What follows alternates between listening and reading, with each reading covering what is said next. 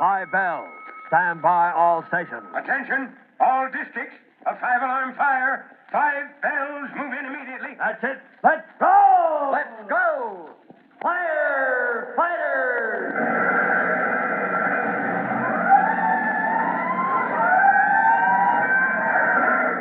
Presenting Firefighters, the true-to-life story of our unsung heroes who stand ready to ride by day or night against our most murderous enemy, the demon of fire.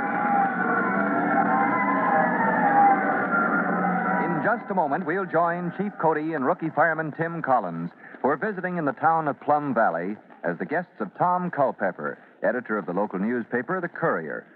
As firemen, it was only natural that they should sympathize with Tom's desire to see better fire protection for his community.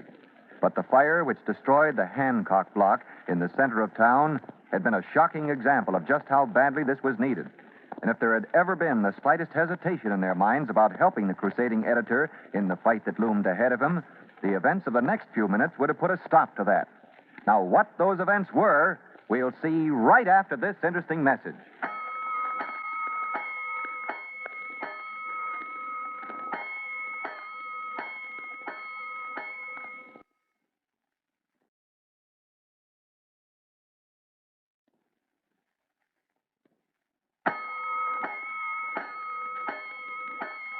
Let's go, firefighters.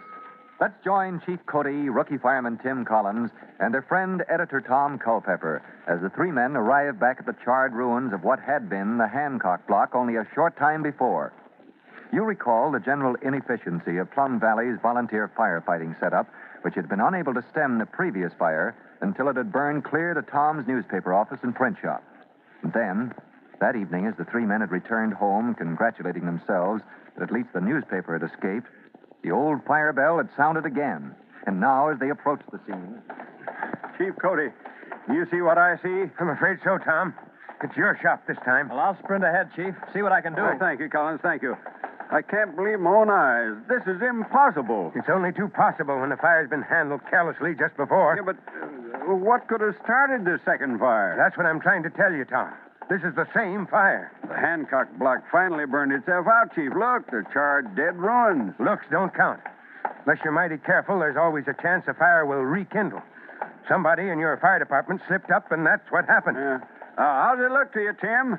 I can see flames coming out that window on the ground floor. Yeah, sir, it's worked its way under the floor over on that side, Tom. I'm afraid it's gotten a head start, Chief. Where the dickens is that thingamajig that passes for a fire truck?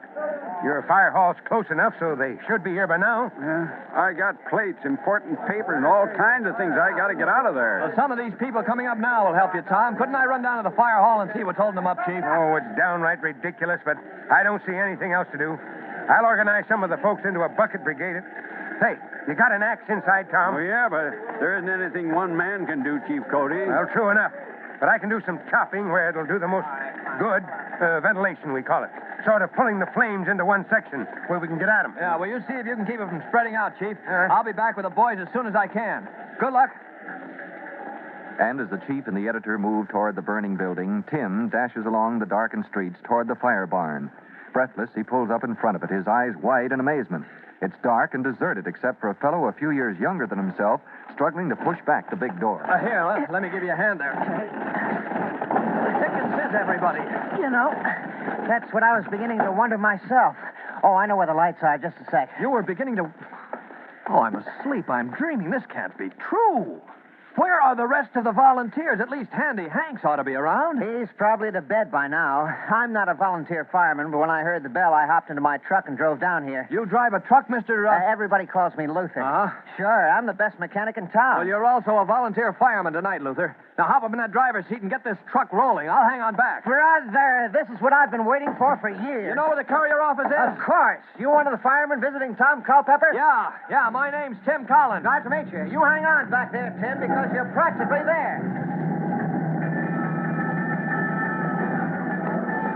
A few seconds later, Tim has to admit Luther is as good as his word. In fact, it was sheer luck that he caught the young mechanic's attention and signaled him to draw up as they reached the hydrant, half a block away from the burning building. Well, what do you want to stop here for, Tim? This is the time when every second counts, Luther. You stay up in the driver's seat. Don't come down. Okay, and but listen carefully. I'm taking this end of the hose and looping it around the hydrant here. You take the truck on, slowly, toward the fire. The hose will unreel as you go. Oh, I get it. Then we'll be all set, Yeah, and huh? as soon as I've got my end coupled to the hydrant, if this coupling works, at the Hancock fire, most of the hose fittings were bent, but we'll try it. Now, you'll be ready with the nozzle at the other end. Sure. I understand about valves. Good, good. Now, get in as close to the fire as you can. Pour that water on till I join you. Okay, now, take it away. Oh, Luther, hold it. What'd I do wrong, Oh, nothing. But get down here, will you? Give me a hand. Yeah. Well, I'll be darned.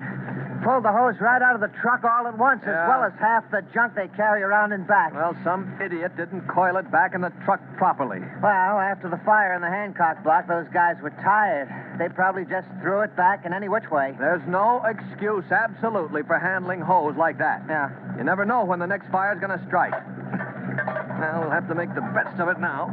Say, you sure are getting that hose attached to that hydrant in fast order. Well, practice, that's all, Luther. Say, get a chemical extinguisher from the truck, will you, and rush it over to Chief Cody? Yeah. I'll drag the hose over as best I can.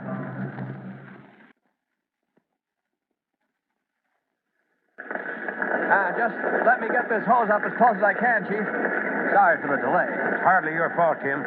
Don't let Tom Culpepper, but don't let him know. But under the circumstances, we don't have a chance. That guy I sent over with the extinguisher? Luther, he's helping Tom save the last few things. Well, I suppose the way the fire spread, it wasn't much help. The extinguisher? Yes, sir. Hardly, son. It was empty.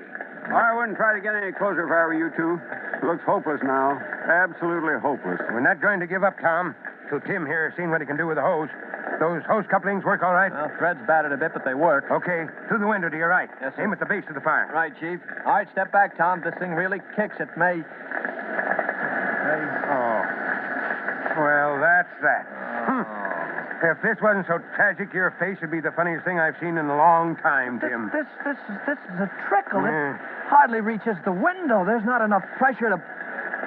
Well, doggone it, how can you put out a fire like this? I know how you and Chief Cody feel, Collins, but we might as well face it.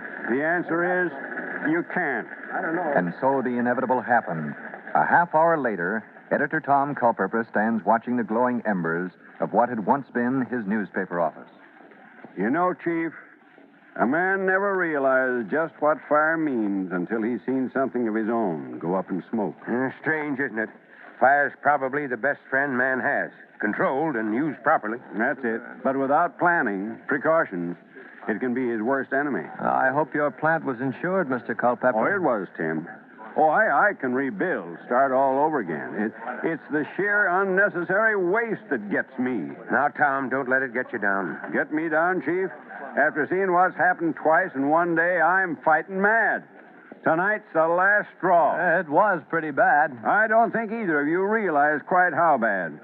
You were busy trying to help. I'll show you what I mean. Luther. Yeah? Will you come here a minute? Sure, Mr. Culpepper. But I was getting that hose ready to wet down those embers. Tim said that... You can go right back to it, Luther. But first, I want to thank you for what you did to help. Yeah, me too. We could have done with more of you, son. That's the point, Chief.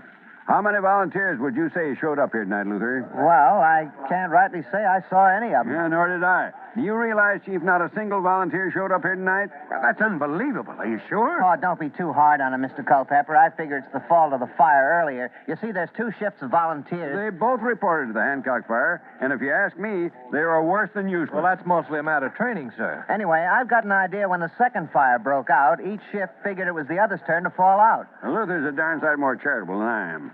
Do you consider that an excuse, Chief? No, I'm afraid I can't say I do, Tom. This town is going to have adequate fire protection if it's the last thing I do.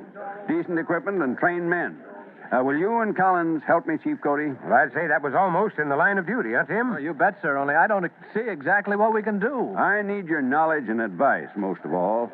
I'm going to start out with an editorial tomorrow that'll make the people in this town sit up and take notice. But how can you get the courier out after the fire? We'll set up headquarters in my home. Fred Jenkins from the next town will lend me his presses when I'm ready. Well, I thought you said he was a competitor of yours. Well, ordinarily he is, Collins. But in a pinch, he'll come to my aid. Well, with folks like that hereabouts, this ought to be easy. No, don't make that mistake, Chief. I happen to know how the president of the town council feels about spending money on this program. He'll hand us the hottest fight you ever saw. But are you still with me? Why not? Tim and me kind of make a business of putting out things that get a mite too hot. It's a deal, Tom. It's only natural for the chief to accept a challenge that in the long run will help not only his friend, but also the community of Plum Valley. But very shortly, he and Tim are going to find that Tom Culpepper meant every word of his warning of the fight ahead.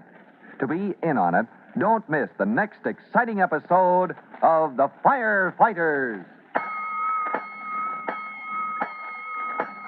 In a moment, Chief Cody will be back to tell you, boys and girls, how you can help the firefighters in your own town. But first, here's a message you'll want to hear.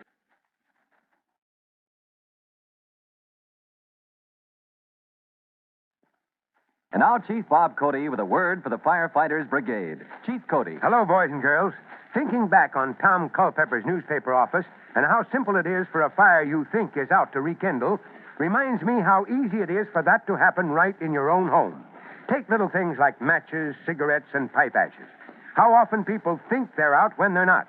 Of course, none of you smoke, but I'll bet from time to time you help in emptying ashtrays around the house.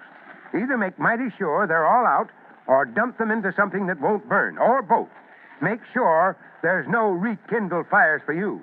Now, till I drop in next time, so long. Fire Chief Cody and the young rookie fireman Tim Collins will be back on the same station next time you hear... That's it. Let's roll! Let's go! Firefighters! Firefighters is a copyrighted feature of William F. Holland Productions.